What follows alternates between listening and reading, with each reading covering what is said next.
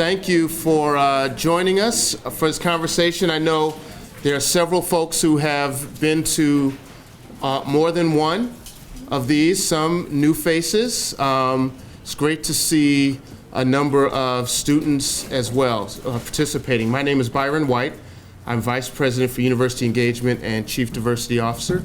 And we have been hosting, along with the Provost's office, a series of conversations with folks from around the country who have thought about civic engagement from a variety of perspectives. And we're very fortunate to have with us today Dr. Nick Longo from Providence College, whose work and research has really focused around the role of students in civic engagement work. I have had the privilege of knowing Nick for some time. I think going back to your days at Miami University, where you held, is it the Wilkes Institute? And also his work with the Kettering Foundation. What is, I think, and you'll find really great about Nick's perspective is it has run the gamut in terms of students and civic participation, from leadership student work that he has been involved in to involvement with national organizations in both the student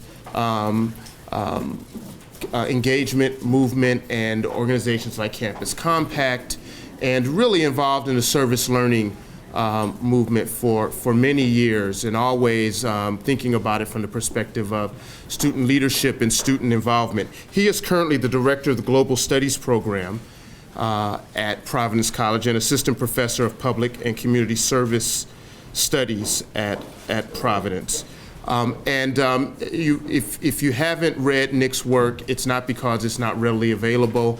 He has published extensively on this, and I know there are several folks reading To Serve a Larger Purpose on the book, and Nick has co-authored a chapter in this book most recently on the role of students at the center of civic engagement. So with that, Nick Longo.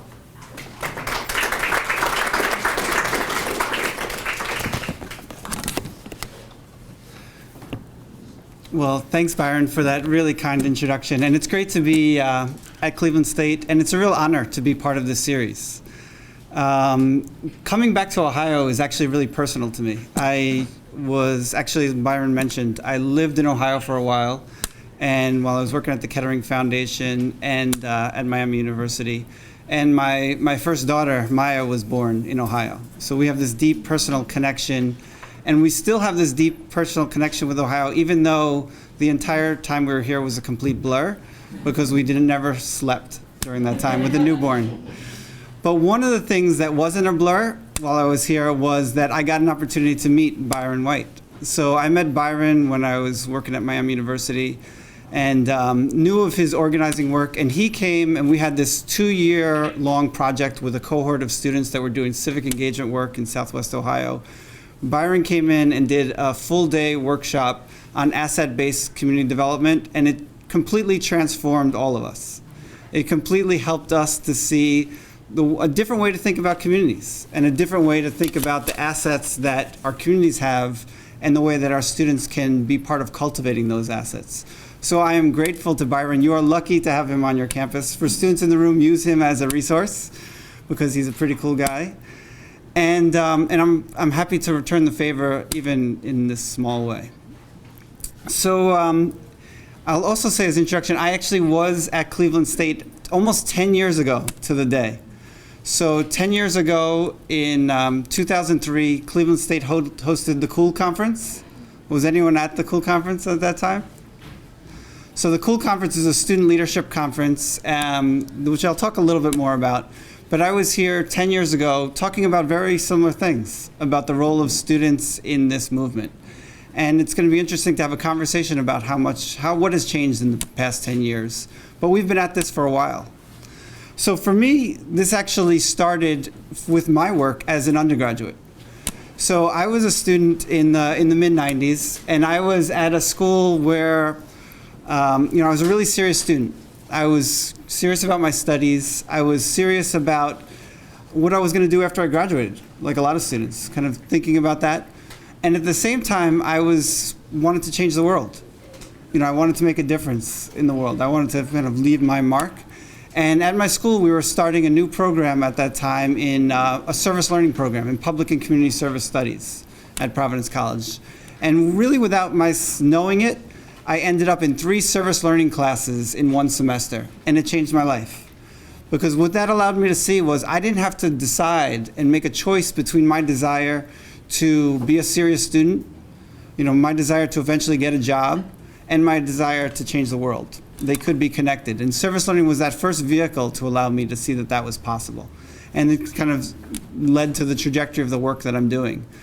At the same time, when I was a student was my senior year, and this kind of shows my age, but my senior year of college was when I first got on the internet, first had email. So we've seen rapid transformation over these last 15 years. With globalization, with new technology, with really changing nature of our communities and diversity. And those changes are, I think, part of one of the expectations of why students should be more involved in this work. After college, I worked while I was a grad student for Campus Compact. And that's when I was here 10 years ago. I was working for a project called Raise Your Voice. And I got a chance to go around from campus to campus and just listen to students and the way they thought about engagement. And one of the things I found was that their understanding of engagement and what they were doing on the ground was different from what the empirical evidence and the studies were saying about young people. And we'll talk a little bit about that. And that led to me to think about this idea, which is really the center of what I'm going to talk about today, is this idea of students as colleagues. How can we reconceptualize how we think of our students and think of them as colleagues? This work comes with kind of what's called, and this research comes out of the Kettering Foundation, where we're at a crucible moment. And the Kettering Foundation kind of was looking at this crisis of democracy and kind of sees 3 different trends. And I think this is why it's important. This is kind of big picture. One is that we are seeing a loss of trust of public institutions, everything from government institutions to the media to even institutions of higher education. At the same time, we're seeing citizens on the sidelines. Ordinary citizens, the kind of heart of democracy, are on the sidelines and aren't part of the real work to solve challenges in community too often. And then I think a third piece is that we face in this century really tough, what people call adaptive challenges, wicked problems, things like global climate change, urban poverty, massive inequality. These aren't problems that can be solved through quick fixes. They're not problems that require just technical expertise. These are problems that require new ways of thinking. And part of that new way of thinking is involving a new set of characters in problem solving. And I think part of this series is to think about that higher education has a role in this. Higher education has an essential role in the democracy. I think Laura Lee Sandman's presentation, the first one in the series, kind of laid this out. When folks often look to Ernest Boyer and the idea that the scholarship of engagement means connecting the rich resources of the university. So the rich resources of CSU to the most pressing social, civic, and ethical problems. Campuses would be viewed by both students and professors not as islands of but as staging grounds for action. So we're seeing this movement across higher education. At the same time, and I know the last speaker in your series is John Saltmarsh, I think John articulated this well, that in some ways the engagement work has plateaued. We're kind of stuck. And part of it is these external forces with real new financial pressures on higher education and rising tuition costs, kind of a real imposing of a marketplace values on higher education. And I think one author talked about the idea of academically adrift. So if higher education is in need of reform, but the civic engagement movement is kind of pushing that reform, but at the same time we've plateaued and we need to think in new ways. And that's what my argument is here for today, is that, so I think that the only way that higher education can get to the next level in the civic engagement work is if we think differently about our students. So if we no longer think of students as consumers, as recipients, as customers of their education, but we really reconceptualize that, and we think about students as colleagues. We think about students as co-creators and partners in their education. And we think about the way we develop the civic agency of our students. And Harry Boyd talks about civic agency as the broad set of capacities and skills required to take confident action, skillful, imaginative, and collective action in fluid and open environments where there is no script. And that's the world we're in right now. I realize that this goes a little bit against the grain. So if you look at kind of popular culture, the way people think about young people, here's a couple of titles of books, The Dumbest Generation, Narcissism, The Me Generation, where it says most young Americans know precious little history and civics and never read a book or visit a museum, and that's becoming a common shame-free condition. So in some ways there's this, I'm saying we need to think differently about our students, but there is also, I think, a pretty pervasive narrative about young people today that you can see in these books. So I talked a little bit about being here 10 years ago for the COOL conference. And I think what I want to say is that what I'm arguing for today is actually this idea that everything old is new again, is that the contemporary engagement movement in higher education, at least over the last 30 years, started with students.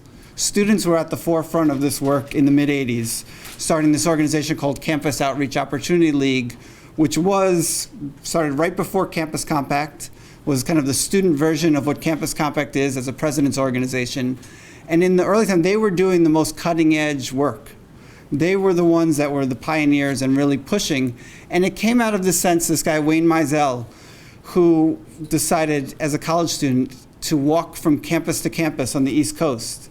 And there was this dominant kind of narrative of that the students in the 80s were the me generation. And he said, I don't think that's true. We just don't have enough opportunities to actualize our idealism.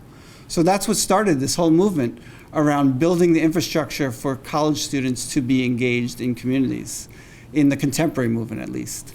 In the 90s, we saw a big shift. We saw a shift towards institutionalizing this work for really important reasons, and really a big focus on faculty and how we institutionalize this work in service learning and engaged research and scholarship of engagement came out of that. And I think over the last probably 10 years or so, we're seeing a reemergence of the role of students. There was a major document that came out, The New Student Politics, which came out of a conversation with college students from across the nation, kind of a clarion call for us to think differently about the role of students and the way that young people think about their politics. So the context today for what's going on, I want to talk about this context in three different ways. One was, and I think this builds on Carrie Ann O'Mara's presentation, is that we're seeing a new generation and a next generation of engagement where there's a balancing of an interest in the local and the global. There's a real sense of seeing diversity as a foundational value. There's much more thought from early career faculty, from graduate students and students to think about what are the public dimensions of my work. There's much more of an interdisciplinary orientation where it's just kind of taken for granted that that's the way the world operates and that's the way our campuses should begin to operate. There's new technologies that are changing the way we're able to collaborate, work together, create knowledge, and we're beginning to think about students as colleagues in this work. We're seeing at the same time, a new model of leadership. And I've done a lot of work in this movement from this command and control model of a solo, heroic leader who's going to lead the way, to a more collaborative model where a group of people are going to collectively say, we're all leaders, and let's try to solve this problem together. So that's a fun cartoon that embodies that. And again, the last kind of context for this is I think we're seeing a new model of teaching and learning. And I know there's kind of this old paradigm of the instructional paradigm of teaching. And I think at CSU, you've been talking about this for a while, this shift from an instructional paradigm to the learning paradigm. And Barr and Tagg wrote about this in the mid-'90s, that there needs to be a shift from kind of instruction and teaching to really thinking about learning and what students are going to learn out of the experience. I think right now, with new technology, with the millennial generation, we're beginning to see the emergence of the next paradigm And I think the next paradigm is around collaborative engagement. So it's a shift from, this shift has already pretty much taken place from instruction to learning, and now it's beginning to think about a collaborative engagement paradigm. And that paradigm asks us to think about the whole ecology of education, to think about communities, to think about students, and to think about faculty and the assets that all of us bring to this work. So this question is, within this context of why advance student leadership? And I think there's three primary arguments for this, why this is important. The first is that we have a new generation of students. And the millennial generation is a different generation, and it calls on us to think differently about higher education and our teaching and learning. The second is what I open with, this kind of crisis of democracy, that we need to unleash the creative power of students. And the third is that students are an untapped resource. You know, as we're seeing budget cuts, we have to, if we think differently about students, that's an untapped resource for our work. So first is this idea of the millennial generation. So millennials, folks call them different things, but they're the generation born around 1982, graduated high school in 2000. They're driving cultural shifts that demand a new kind of leadership that will be important to the future of learning for our students. And this is their facility with technology. So we're seeing a lot of this idea of reverse mentoring, where young people are mentoring older people about how to use social media, how to use new technology to advocate for a cause. We're seeing the comfort with collaboration and expectation of transparency that I think partially comes with new technology. And we're seeing an embrace of diversity, an expectation of diversity. And then a value of the competence and results over titles and hierarchy. So this isn't the yes sir, no sir generation. It's the excuse me, but I think we might be a different way to do this generation. At the same time, we're seeing this generation think differently about their role in democracy, where there's a Hart Research Associates poll where 65% of the millennials saw ordinary people as better equipped to solve problems than an authority figure or experts. So it's a real shift. This is part of that shift from command and control to community and relationship, where if we think about solving democratic problems, that ordinary people are better equipped to do it. And I had one of our students that was in this program at Miami University that Byron came and did the workshop with. She said, I learned that yes, I could lead a group of people, one me and the rest followers. I could do that. But how much better would it be if we were a room full of leaders? And I think this kind of represents and captures that shift that's taking place. And because of this, we're seeing, I think, college students really thinking critically about what democracy looks like on campus. You know, in some ways it starts at home. And my favorite story of what democracy means comes from Miles Horton asked Jane Addams, who's a settlement house pioneer, said, you know, how do you understand democracy? And Jane Addams said, you know, if a group of people are sitting around a country store and there's a problem that needs to be solved, there's two things they can do. They can go and ask an expert to solve the problem for them, or they can try and solve it themselves. If they try to solve it themselves, that's democracy. And Horton was impressed, and he asked her, you know, where did you get that idea of democracy? And Jane Addams said, well, I got that from my father, who served in the state legislature with Abraham Lincoln. So this is an idea that goes back to the founding principles of U.S. democracy, and I think it's very much alive in our college students. And David Matthews, when Kettering Foundation did a study of college students, he had this insight about sometimes students learn what politics is in class. Most of the time they learn politics from the way it is practiced on campus. So the really low level of tolerance for hypocrisy and really a calling out of our institutions to practice what we're preaching, I think is a part of involving students as co-creators in this work. And then kind of this last justification I talked about is the untapped resources of our students. You know, we're not likely to see massive expansion of staffing on campus. We're seeing, in fact, budget cuts. And I don't want to argue that students should be an excuse for these cuts, but it does allow us to think creatively about the role of students in creating an engaged campus. Specifically around service learning, civic engagement. I know CSU doesn't have a service learning, civic engagement center at the time, but it actually allows you to think creatively about what could be the role of students in creating a center like that. Here's a pyramid that comes out of one of our projects, Students as Colleagues, where we looked at what are the different kinds of roles that students are playing on campus where they are an untapped resource and playing a leadership in engagement work. So kind of a base level is seeing students as staff and seeing students as kind of staffing centers, doing kind of real work on campus, but doing some of the staffing application. Next level is leading students as reflection leaders and playing a role of liaisons with community partnerships, and then leading reflection sessions for younger students and kind of mentoring them along the way. Next level is the real engaged student-faculty partnerships. So where students and faculty are doing engaged research together. And then another level is students doing engaged scholarship on their own with support and mentorship from faculty, staff, and other folks on campus, but really being the kinds of engaged scholars that we want to see on campus. I want to give you a couple examples. So Byron had asked me about some practical things that you might bring. So I want to talk about the way some schools are actually putting this idea into practice. Really reconceptualizing how students can be colleagues in this work in really practical ways.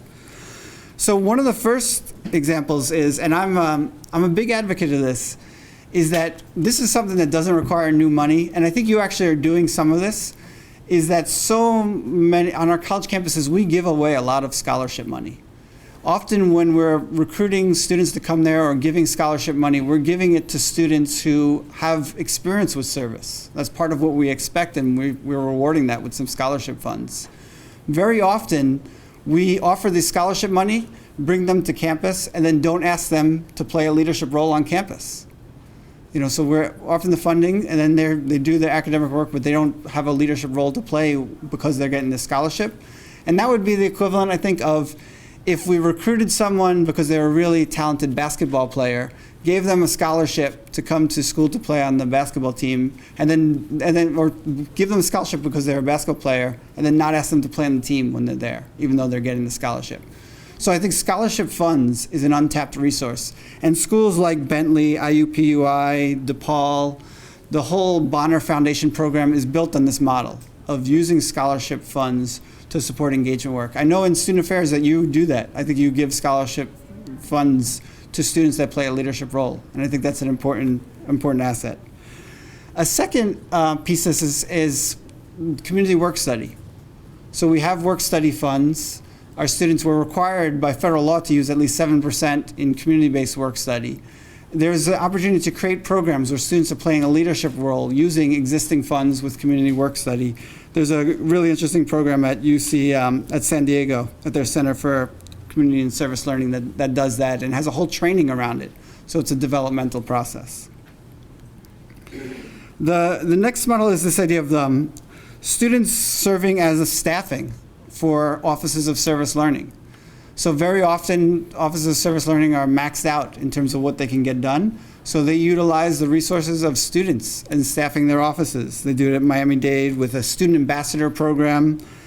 At Providence College, what we do is we have a program where we have community assistants and community liaisons. And these are upper class students who've had experience in a class and done service learning. And then they act as the liaisons with different community partners. So we have an upper level experienced student who's working usually for a year with a community partner and working with the students and mentoring the students and essentially acting as a volunteer coordinator for the community organization and a reflection leader for us and helping us integrate that work that the students are doing in the community onto campus. So another model is around, I talked about student-faculty partnerships.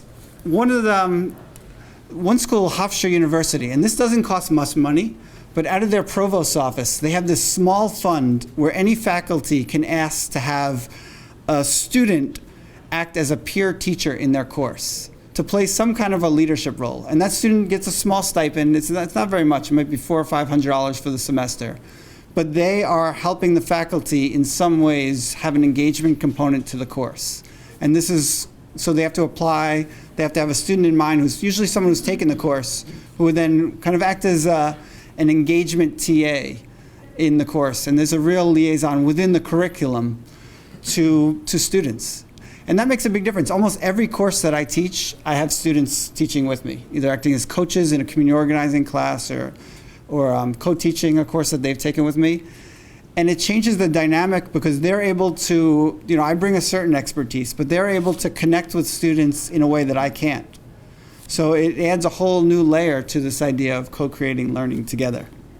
Another model, which is a bit more radical, is a professorless classroom. And at UMass Amherst, they run all their alternative spring break program is done through a curriculum. So it's not a co-curricular model. And the faculty is working and has a course with all the student leaders who are leading ASB trips. And then those student leaders are teaching the course for the students that are going on the ASB trip. So it's kind of like a scaffolding program where students are actually teaching the course, and it's a professorless classroom, but they're getting real guidance and mentorship from a senior faculty.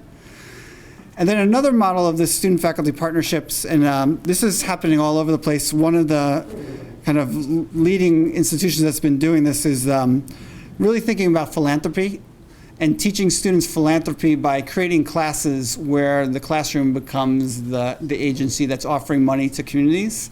And it's often, they could study, actually it's happened in different disciplines. At our school we have actually a philanthropy course where students are giving away small pockets of money to community-based organizations. So they're learning the right questions to ask. They're learning deeply about who's doing great, really cutting-edge community-based work. And they're giving resources to the community in terms of funding. So that's another model that we've seen. In terms of student-engaged scholarship, I think these are kind of Capstone, many universities have Capstone courses where they're building an expectation of some kind of a publicly engaged thesis into the Capstone course. Stanford's been doing this for a long time with a year-long public service scholars program, but a bunch of universities are also thinking about how the Capstone experience can connect with real-world problem solving. There's a program called Public Achievement, which involves young people in coaching other young people in tackling problems they care deeply about. And then a really interesting idea is social entrepreneurship is kind of a buzzword. And at Western Kentucky University, they have this idea of the $100 solution, where students can think about what they could do with $100 to really implement and make a difference on some kind of social issue. So these are kind of some of the examples that I wanted to present to you. These examples and this model doesn't come without challenges. So I wanted to raise two of the kind of major challenges. And the first is that this idea of this administrator said, by building this stuff, by institutionalizing student leadership, it's like putting a pin on a butterfly. And Goodwin Liu wrote about this. He said, institutionalization gradually shifts control and resources away from students to people who have formal power and bureaucratic authority on campus. So there's a question whether or not institutionalization has dampened student leadership on individual campuses. So as you institutionalize this work, do you actually take away power from students? I think is one. And then the second is, and I think Byron is kind of a leading figure in thinking about the impact on communities of this work. And I know Byron has told me the story of, any idea that a student has to do that comes from campus, there's somebody in the community who has the same idea or who's been thinking about this and trying to implement it for a long time. Part of our work is just to bring them together. With student leadership and really building student leadership, are we in some ways taking ownership further away from the community and giving ownership to the most transient and least experienced on campus? There's, Dick Cohn wrote about this, about the fears that students would use their service experiences to acquire skills and knowledge that they can use to further disenfranchise those already disenfranchised. So these two challenges are in this chart. So if you look at this chart, you see that there's this trade-off, and I think it's important to think through this, and this might be something to think about at your roundtable, is what are the trade-offs between student leadership and institutional support? And think about where are your programs right now on that trajectory, where would they ideally be? I don't think there's a right answer, but there are trade-offs in terms of student autonomy and in terms of institutionalization.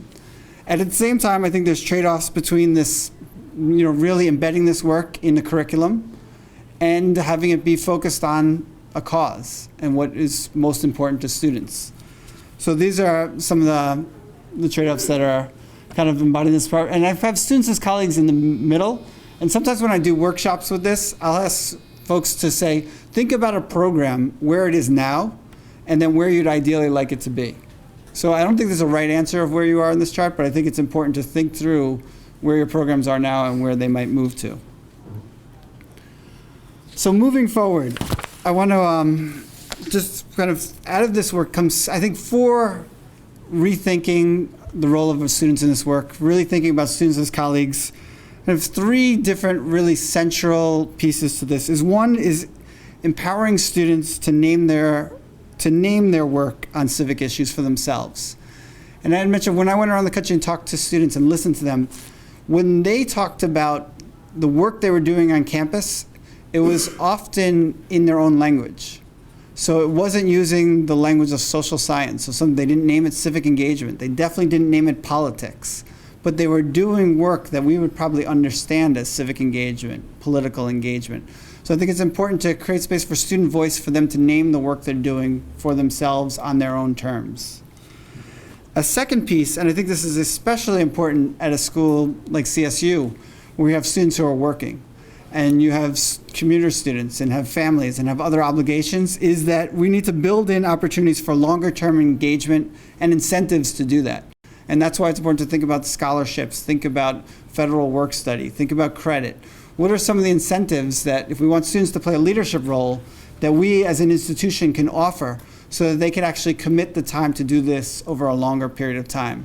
Not just a one-time event, but really think about a sustained developmental integrated model where there'll be scaffolding experiences. How do we build the infrastructure to make that happen?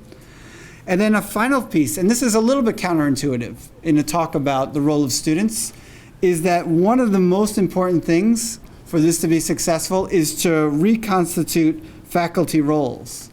So to think differently about the role of a faculty member, to think about students as colleagues in their classroom. So what does that mean in practice? And so really thinking through what are some of the examples, what are the role of faculty in a model which might be more in line of a collaborative engagement as opposed to instruction or even a learning paradigm. So I want to end with this. So when I lived in Ohio, one of the things that I had mentioned that my daughter was born when I was here. And right before she was born, my wife and I went to see Maya Angelou give a talk.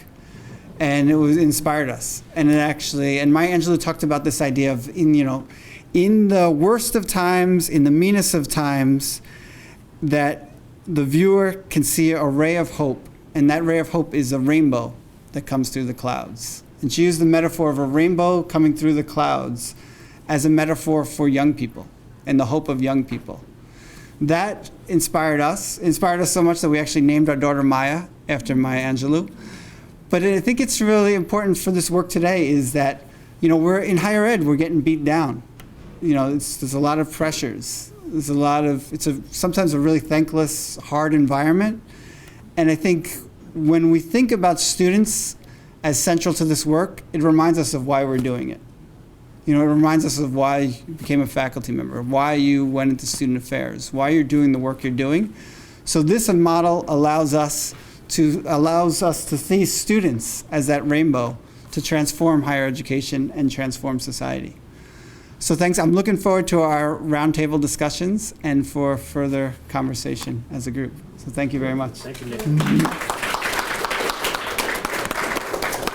So here's what we want to do, and we want to take about 10 minutes to do this. If you would to go around the table, and each person should speak, and just share what is it about what did you hear that really resonated with you? We've got a lot of great stuff, and we'll have a chance to talk about it. But what's top of mind for you that you heard that really resonates? And it could resonate because you really agree with it, you believe, man, this is what we ought to be doing. What resonates as it relates particularly to who we are and what we're trying to do at Cleveland State? So it could be because you see it as a real opportunity and it connects. It could resonate because it really felt like this is way out of line with where we are or where we're going. Whatever reason is legitimate. But let's at least go once around, every person respond, be brief, but share what it is that resonates. And we'll have our facilitators capture that briefly on the newsprint on the tables.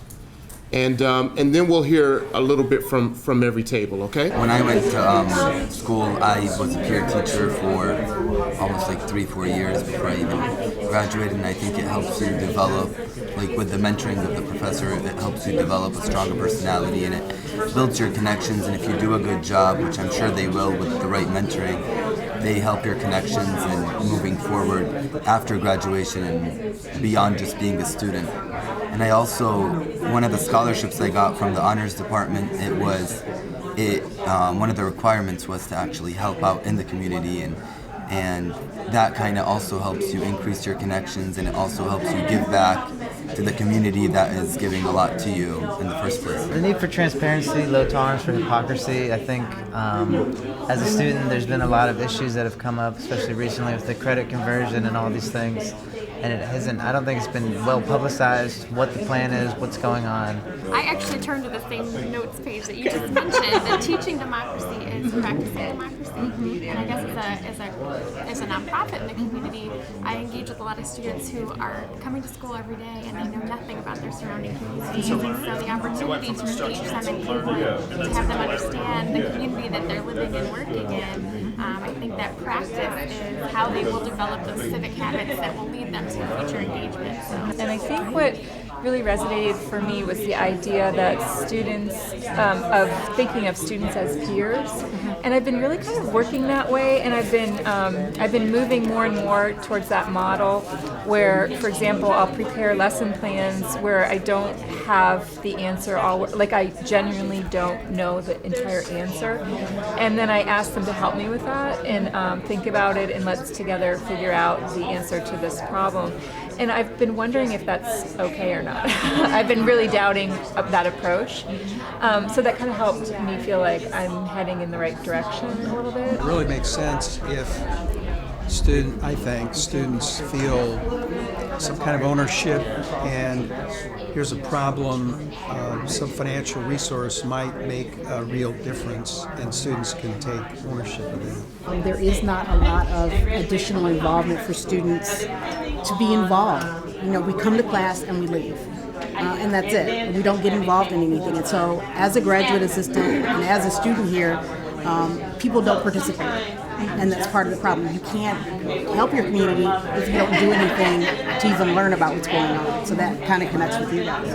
I again was noting the descriptions of the students as peers, moving away from the conversation of them being consumers and customers, and then the description in regard to how they're presenting themselves and perceiving things in the discussion of an excuse me but type of generation versus the yes sir, yes ma'am. And though I do want them to consider the excuse me part, we hear the but part quite a bit, but if there is a course to help them see that the excuse me is as important as the but.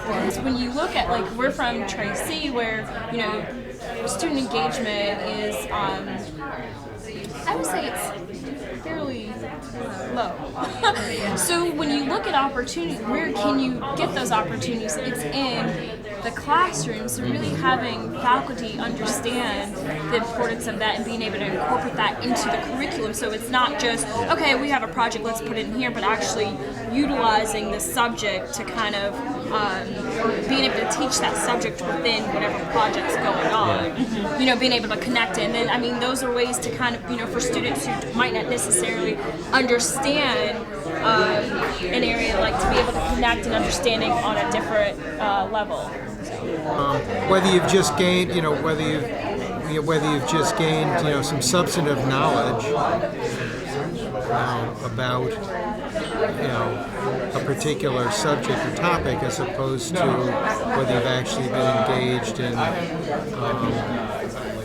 thinking about it and solving problems. You have all of these different learning styles in the classroom, and because you have that, you have to have an approach to effectively communicate with all three different learning styles in order, this group is the engaged group.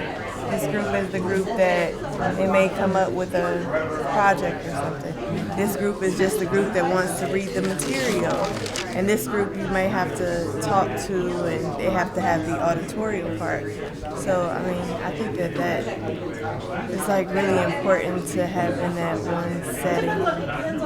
And that goes into the collaboration, the integrating, and things of that nature. I feel like in today's world, in order for you to be an engaged student, in order for you to have a say, you really have to fight your way through it. There's no such thing as, we'll come to you, we will just come all the way to where you are and ask you what you think and take what you say to the heart.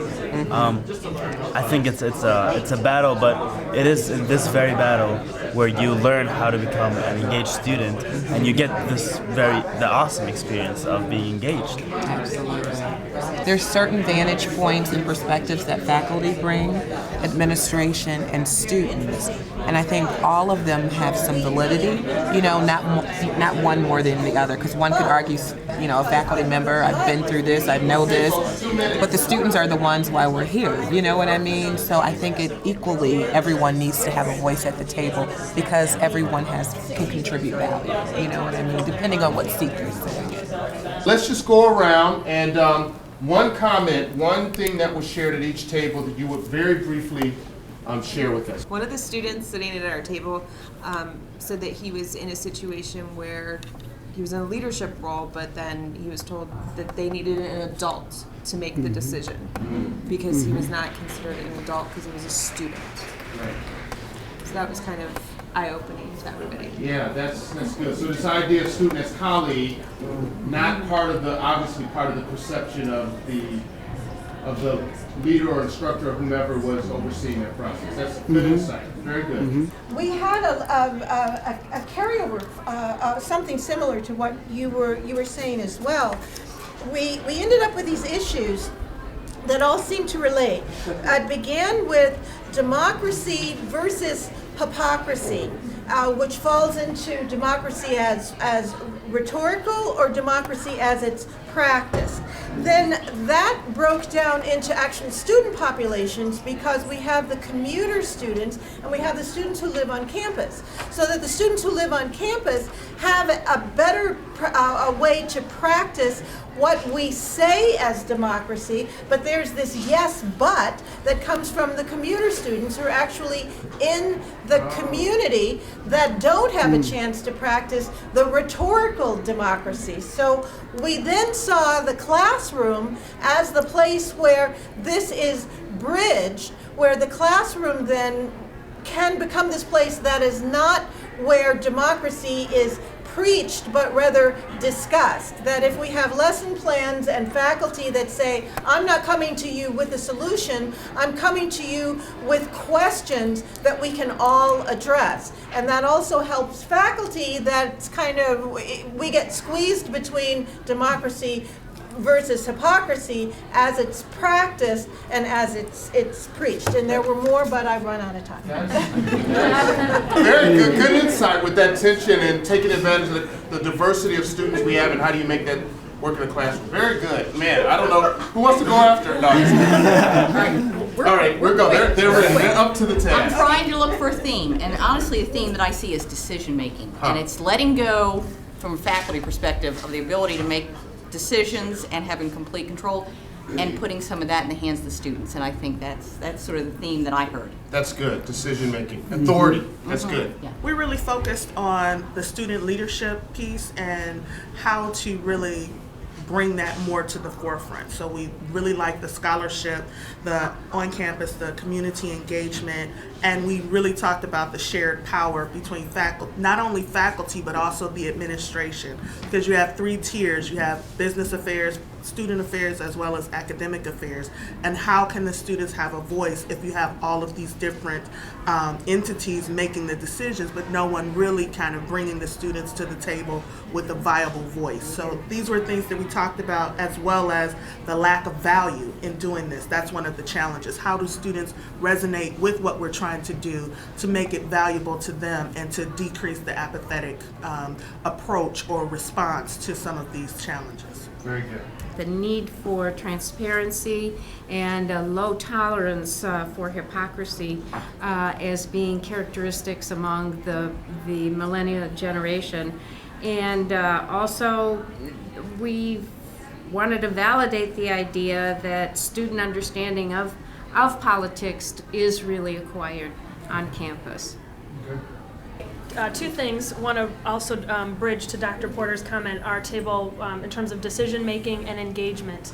Dr. Seck came up with a very interesting suggestion, a little bit of a hot topic. He said he thinks that the outcome would have been different if students had been part of the conversation relative to credit hours and engaging them at that level of decision making. But also, I am proud to say that the faculty and former faculty that I'm sitting with actually do practice engagement in their courses, engaging the students in different ways and offering the opportunity to challenge the professor, to offer their own suggestions of curriculum, and also to truly participate in the subject matter and share feedback. So Good stuff. So, Nick, if you want to respond generally or specifically to any of those, and then we'll just open it up to Q&A. Yeah, well, let me start with a response. So I love this process because I kind of come out of the tradition of democratic education, and I looked at the Highlander Folk School as a model for that. And the Highlander, for folks that don't know, was kind of the central hub for education during the labor movement in the 30s and 40s, civil rights movement in the 50s and 60s, and still active today. And one of the things that Miles Horton used to always say, and I always think this to myself whenever I'm in a setting like this, is that over the long term, 20 learners will make more of a difference than 200 listeners. So this is what it's about. So I don't want to, I'm hoping for as much time as we have here, we can have a conversation. The one thing I did think of related to your table was the most famous student who ever went to Highlander was Rosa Parks, and she was there the summer before the Montgomery bus boycott. And she talks about the common story of Rosa Parks, the seamstress who didn't want to take it anymore. But she tells the story about being at Highlander was the first time in her adult life where she realized that blacks and whites could sit and work together, learn together, sleep in the same rooms together, and it created a space for that. And your table made me think about that as our campuses, and specifically our classrooms, could be the staging grounds for democracy, could be the places where we create a safe space for commuter students, for students who live on campus, for students for all different backgrounds to have these kinds of conversations. So it's really important for us to model this. And for when things happen where students get shut down and are marginalized on campus, to have people in authority be able to say, it's important to have, the ideas like experts on tap, not on top. So when can someone with authority, when can an expert step in to change the power situation so that the student voice can be actively at the table? And like that table back there said, is you'll come to different solutions. Different people around the table are going to come, and I would argue, better solutions. So this is exciting, and I'm hoping now we can have a conversation. So not just like you asked, but conversation with the room is what I'm hoping for. Great. Well, let's do that.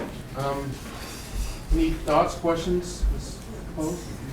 With a bridge into that conversation, the day being the 45th anniversary of the assassination of Dr. King, April 4th, 1968, my thought is still stuck with this, excuse me, but, and thinking that there's a need to help students and faculty as well consider the excuse me and with the reflection of how we sometimes approach communities that we identify as in a particular need and step in telling them, excuse me, but.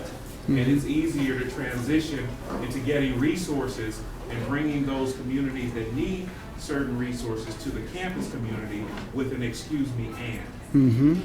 I love that. Yeah. One of the things that you said over and over again was young people. And at Cleveland State, we have a really diverse student body. And I say that because I used to be younger. But I started here as a freshman in 1977. And eventually I was the outstanding student leader while I was an undergraduate. But, now I'm a 3-time CSU alum. I have people who still come up to me and say, I remember when you were a student. That's inspiring. I grew up. I'm not a student anymore. Didn't get a whole lot of respect then. But now I have students who are my age. Right. In my undergraduate history surveys, where we talk about Rosa Parks and Ella Baker and all those wonderful people who taught students how to lead in the student nonviolent coordinating committee. So, old people. For older, non-traditional students, who still have a voice that I think we need to listen to. And they're back in school for all kinds of reasons. Some of them have had some really amazing careers. They didn't have degrees, but they had these careers. And then in the middle of their lives, they got a pink slip. So they came back to school. We have a lot of non-traditional students.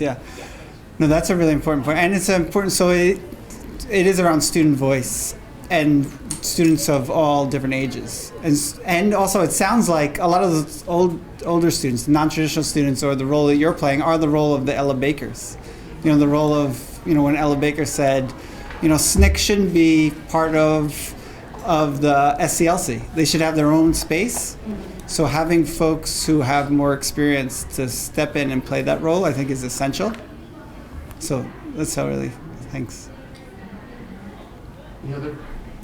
I was going to say that I think engaging students and elevating their level of input really requires us to really challenge them to be critical thinkers. And are we really implementing this critical thinking process in the dialogue of higher education and in our classes? A lot of times the faculty member is more of a hierarchy. I'm telling you. But are we really extracting that essence of the student that we've pretty much been talking about? Are we really extracting that? And I think that raising this point, kind of bringing up the dialogue, really gets us thinking about how do we view them? How do we make them colleagues? It's going to require sharing that power. It's going to require kind of shifting our thought process and really kind of being more in a mentoring, coaching type persona instead of just director telling them what to do. So I think just your thoughts on that. Yeah, no, that's really, I mean, partially it's how we kind of the expectation we set with students as colleagues. So I think of, the traditional model of a classroom, and I is to be in rows, right? With the faculty member up front, with a group of students. So how can we say, like you're talking about cultivating that critical thinking, how do we cultivate critical thinking when our classrooms are set up so that it's set up that students' voices don't necessarily matter or aren't as important? So just setting up a room differently so that students are in a circle, they can see each other. You value everyone's voices in the room. So simple things, I think, like that kind of change the way that faculty members can be seen more as facilitators, mentors, with an expertise in the conversation. But then it goes outside the classroom of the roles that we ask students to play on campus. Are they really part of decision making? Are they on key committees? Are their voices really valued? Because then we are really saying that we want you to be critical thinkers. We want to cultivate critical thinking, and the way you get really good at that is through practice, is being engaged. And college is an ideal time to practice these skills, because in a lot of ways, the stakes are pretty low. So this is a good time to practice these things and make mistakes. But it has to, campuses have to create the opportunities and really unleash the power of students to do that.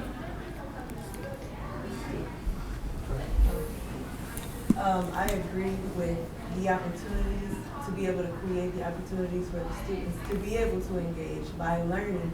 Like she spoke of about the non-traditional students versus the traditional students. In collaboration with the non-traditional and traditional, they have the ability to be able to grow and gain something from each other. Mm-hmm. So when you create those partnerships, those partnerships is like, I have the know-how, I have the knowledge, and maybe these people have the intellect, or it's like a balance.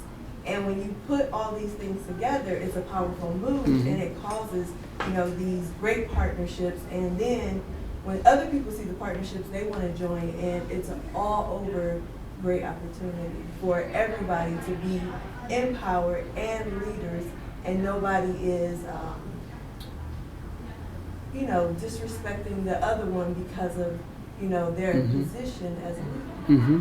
That's really well said. So I've been remiss, I should ask, will you share who you are, just very briefly, your name and My name is Tatiana. I'm actually a student. I think I got in the wrong meeting. Tough. Too bad. Lock the door. Great. I don't know. I think I am in the wrong meeting. You're right. Nevertheless. Thanks, Tatiana. You're what year?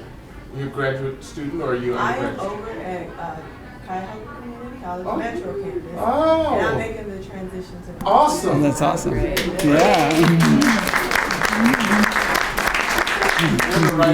I just wanted to say, so I work for Cuyahoga Community College, and kudos to you for making the transition to a four-year institution. But to the point with regard to... you have to share who you are. I'm Shanice Thomas, Community Relations for Cuyahoga Community College Eastern Campus. But what we're talking about here for most institutions is a total culture change. Mm-hmm. And I think that if institutions will embrace this new approach, they have to really applaud the small steps that they do to move forward and to move the battle forward, because it cannot happen overnight. And I think some of the practical things that you spoke about getting students on certain committees and really setting some metrics up front to phase in different things so that the institution can move toward what you're talking about is important. But I just think institutions should definitely applaud the small movements because it just can't happen overnight, because people are so conditioned to doing things one way. And we all know about what people feel about change and and how hard it is for people to change. But I think small things should be applauded and seen as progress. That's really well said. I'm going to backtrack. Just if you've shared, just who you are, because I'm realizing there's students who may make connections that are beneficial. My name is Joanna Brown. I'm actually in the master's program here for adult learning and development. I graduated in May. I am on staff here. I work in the facilities and safety department, and I assist the assistant vice president. Thanks, Joanna. Prester, can you? Prester Pickett, coordinator of the Howard A. Mims African American Cultural Center with the Black Studies program. Very good. And Dr. Williams, if you like. Regina Williams, Department of History, 3 times CSU alum. Right. All right. And who's next? I'm Adrienne Goslin, and I'm an associate professor in the Department of English. And I wanted to go back to what my colleague Katie Ahrens contributed to our discussion, which goes back to teachers and goes back to faculty, and absolutely institutional change. It's the classroom, I think, where so much happens, that where faculty have a particular degree of agency. What Katie was saying is she likes the concept of peers, students as peers, and coming up with the solutions. And as soon as she said that, your response was, but I don't know if that's okay. I don't know if we can do that.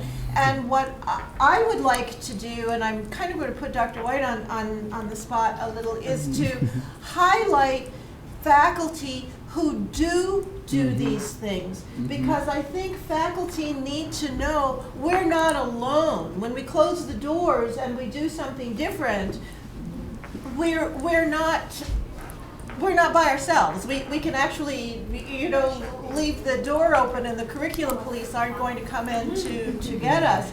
So I think it would be nice for faculty to have a forum where we share with other faculty and with students, this is what we do. This is how we engage. And I would like to have a poster presentation and invite faculty who do things differently to share those strategies, so that people can borrow ideas, can feel empowered and not feel, is this okay? Am I doing okay? And that students can recognize we do these things at Cleveland State. I know Dr. Williams, you do. We all do these things, and we need to let other faculty know as well as students know. We do have engaged classrooms So at since you small put me on the steps. spot, Yes. so a quick response that would take advantage of that is, I know that some of you are also involved in the conversation around, well, we need to inventory what we're doing. We're looking at some ways to do that. And there's some, from a survey to some small grants that will help incent folks sharing that information. You're going to get, at least faculty, we'll have to figure out some methods for students, probably in the fall. So this is something to talk to student leaders about. We're having lunch with a few of them today. We can start that. But that asks for faculty to describe the ways they are engaged. Now, it's hard to get busy faculty to report that information. It's going to be harder now in the closing weeks of the semester. We're so far along, and this is a tough time to ask for that, but we've got to get started. But we could look at things like other ways of presenting and sharing as methods for taking that inventory. So let's talk about that and figure out how we can move that forward. So that's good. I want to sort of make some space for a couple or three students to speak. Okay. I'm a graduate assistant, but I'm also a student here. One of the things that may help you with that is tapping into the student to find out how they feel about the professors that they have. I can tell you, I've had plenty of professors here that have been outstanding. They go outside of the box. They get no recognition. Several of them are in the English department. Several of them are communications. Dr. Ray just left. But several of them are in communications that are going outside of the box, that are teaching us real things that we need to do when we step into the real world. And they kind of do it like Dr. Gosson said, behind closed doors, and it should be honored. As a graduate who has had a professional career as a journalist, I am grateful to those teachers for really showing me what I needed to do when I stepped into the real world. Good. Very good. Did you? Yeah, I think that'd be more of a question. How would we as students change those minds of faculty administration who don't necessarily value our opinion? I mean, we can say that we want to do this, but how do we change those people who don't believe that? Now this is you. Yeah, that's a tough question. Yeah, no, that's a great question. I mean, so I think this is partially that comment about culture change. I mean, there are going to be some faculty and some administrators that are not going to be sympathetic to this. There are going to be some that are your allies. So it's starting with your allies and figuring out how do they get them to support something that might work. I think there's also, there's definitely that segment that's not going to be sympathetic at all. But my experience is the large middle ground of folks where really culture change happens are folks that are going to be more sympathetic to students coming and asking for this stuff than from Byron or even from a colleague or from someone in student affairs. when it comes from students, if you want to get a faculty member to teach a service learning course, the most effective way is to get a student who's been working at a community-based organization to approach a faculty member and say, this could bring alive the stuff that we're doing in our class, and for the student to make that connection. So I think as students, you're going to run into some real roadblocks. And I think in organizing, we say is like, until you hear no, you haven't even started. So, but then to have a base of support where when you hear those no's, you can have some sympathetic allies that are going to support you, and a group of colleagues and other students that are trying to help you with your cause. So that's a little bit abstract, but I bet you there's probably some concrete examples of folks who've actually done this on campus. Yes. I was going to ask, my name is Monica Reams. I'm coordinator for an early college high school at Tracy. How can we get institutions to maybe encourage faculty who aren't from the typical disciplines, such as like English or sociology, like different subject areas to engage, to become a part of this? That's my question. Yeah, and well, I know Carrie Ann O'Mara was here last time talking a little bit more about faculty roles and rewards. So that I think probably got into some of that. I think for engagement work, I think no matter what the discipline is, and I think this can work in any discipline, and it's done in any discipline, is how does this, for faculty, how does this add to what you want the learning to be in your class? So I think that's where you have to start. How can work in the community be another core text that can bring learning alive in the same way that any other text that you might want to imagine? So I think at CSU I could imagine, your education program, urban education, is probably a really easy sell to do engagement work. But there's examples in the STEM fields, any discipline where faculty are connecting their scholarship and their teaching with work in the community. Do you have a specific discipline that you're really struggling to think through how it could work in? Well, I can. I think the degree of engagement depends on the disciplines. For example, in social work, you have to be engaged, because your students have to get into the field, bring you what they did, what they saw, what they heard, and from there you talk about how to, to give them ideas on how to solve them, based on your knowledge. These are the students are really the one who are initiating the process and the one who will be finishing it, because they will go back and do this and have to practice in the field. So in social work you have to do it, but it could be different from English. You're teaching English. So I'll just tell you my scan of what I've heard on campus, talking to faculty across campus in all disciplines. So I've spoken to faculty in the liberal arts who will say, this is a whole lot easier to do in the professional programs, because this is what they do. And I've talked to folks in the professional programs who say, this is a whole lot easier to do in the liberal arts than our program, which is regimented and has certain skills. And then I've talked to folks who said, this is easy to do in urban.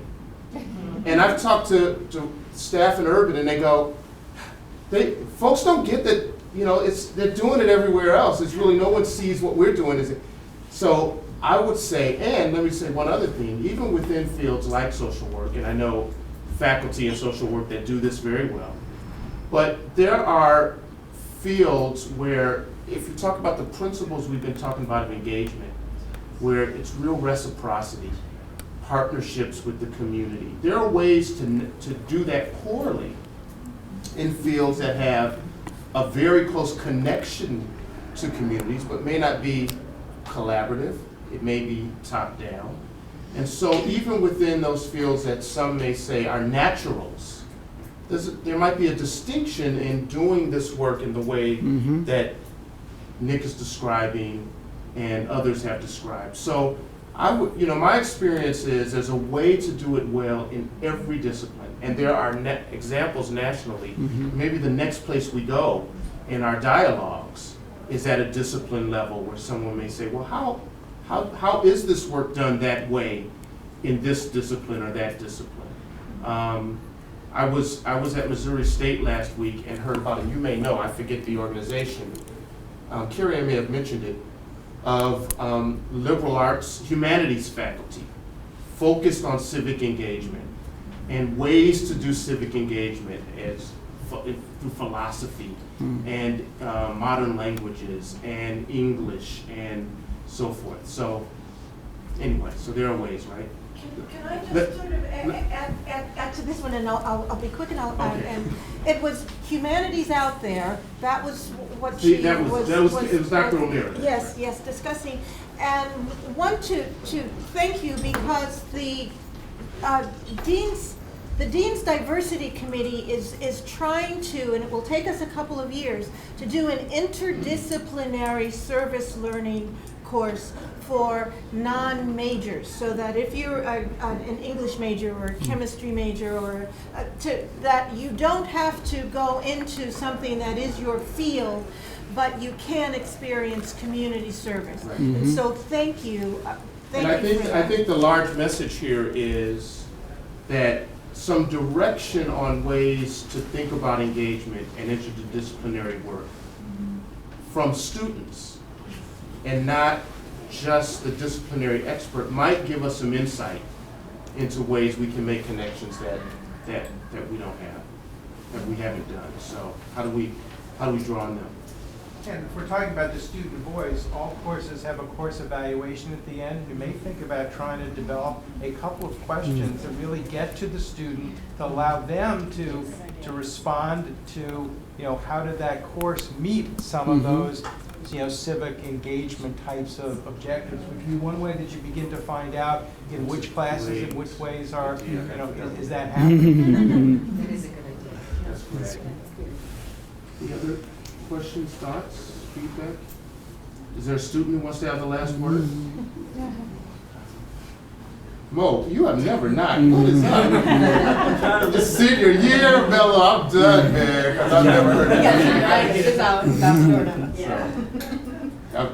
You don't have to take it. Although I have just tossed it. Okay. I think that this has been very helpful, and just being in city government for 4 years now, everything that has been said today is a real challenge that we have every day, trying to change the culture and trying to, force ourselves into the decision-making process, and whether it's in the classroom or outside of the classroom. Now, when we talk about student government, it's usually more outside of the classroom, but I think the points that were touched on today were definitely some real issues that a student who is looking to be engaged and looking to have a voice are difficulties that they face every day. And so one thing you just said right now was, until you have heard no, you haven't even started. And it's just absolutely, to the point of, you keep trying and you keep trying to change the culture, and